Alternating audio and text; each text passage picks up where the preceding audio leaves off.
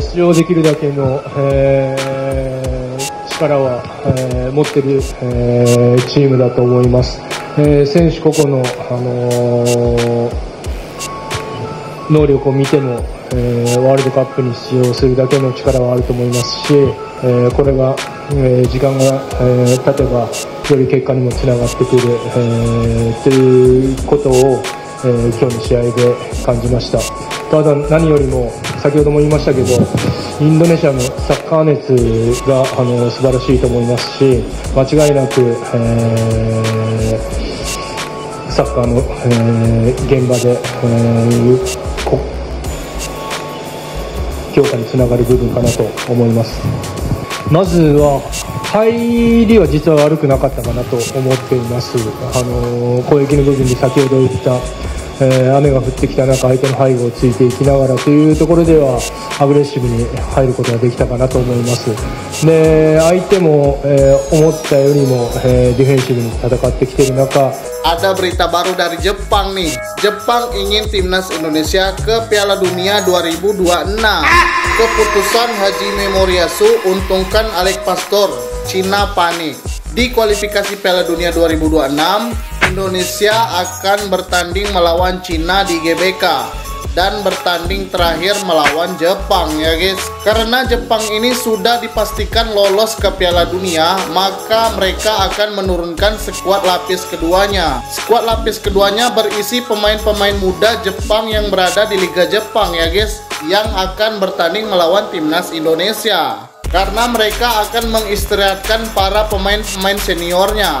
Pada akhirnya Cina dan Bahrain pasti panik ya guys. Kalau kita bisa menahan imbang Jepang ataupun bisa meraih kemenangan, kita bisa lolos ke ronde 4, bahkan lolos ke Piala Dunia dari peringkat runner up.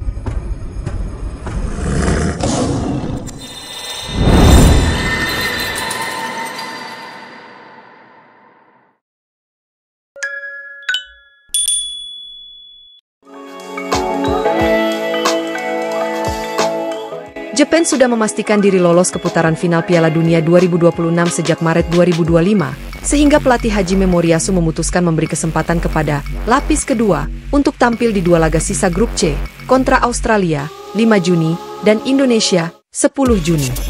Keputusan ini diambil untuk menjaga kebugaran para pemain inti, mengurangi risiko cedera menjelang turnamen, sekaligus menjadi ajang pembuktian bagi talenta muda yang selama ini minim menit bermain. Meskipun didominasi pemain yang biasa duduk di bangku cadangan dan pemain muda J1 League, komposisi lapis kedua Jepang tetap kuat berkat pengalaman dan kualitas individu mereka. Bagi Indonesia, laga ini menjadi kesempatan langka untuk menguji diri melawan pemain-pemain yang haus prestasi dan ambisi membuktikan diri, sekaligus memacu motivasi demi kebangkitan Garuda di pentas Asia. Timnas Jepang memuncaki grup C kualifikasi Piala Dunia 2026 zona Asia dengan 20 poin dari 8 pertandingan, unggul jauh dari Australia di posisi kedua dengan 13 poin. Kemenangannya melawan Bahrain dan Cina memastikan Samurai Biru menjadi negara Asia pertama yang mengunci tiket ke putaran final tahun depan. Dengan situasi klasemen yang sedemikian aman, sisa 2 laga, tandang ke Australia dan menjamu Indonesia, tidak lagi memberi pengaruh apapun terhadap peluang otomatis Jepang melaju ke Kanada Meksiko AS 2026. Pelatih Hajime Moriyasu menyadari beban berat kompetisi klub yang harus dijalani para pemain utama, khususnya yang berkutat di Eropa.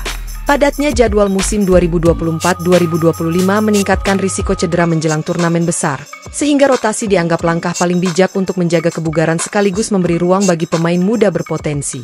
Moriyasu menegaskan bahwa keputusan rotasi bukan semata-mata bentuk santai setelah lolos, melainkan strategi pengembangan tim jangka panjang. Ia ingin memanggil pemain berdasarkan menit bermain dan status kebugaran, sekaligus mengevaluasi calon-calon bintang masa depan yang selama ini minim kesempatan. Ada beberapa pemain yang kita anggap aset penting di masa depan, tapi belum dapat menit bermain cukup. Inilah saatnya mereka menunjukkan kualitas, ujar Moriyasu kepada Nikkan Sports. Menurut laporan Tempo, rotasi ini juga untuk menguji sistem taktik alternatif, sehingga tak hanya pemain inti yang kompeten memahami skema bermain, tapi seluruh skuad.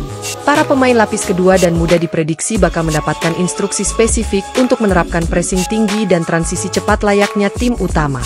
Komposisi skuad lapis kedua masih penuh bintang. Meskipun disebut lapis kedua, daftar pemain yang dipanggil tidak bisa diremehkan.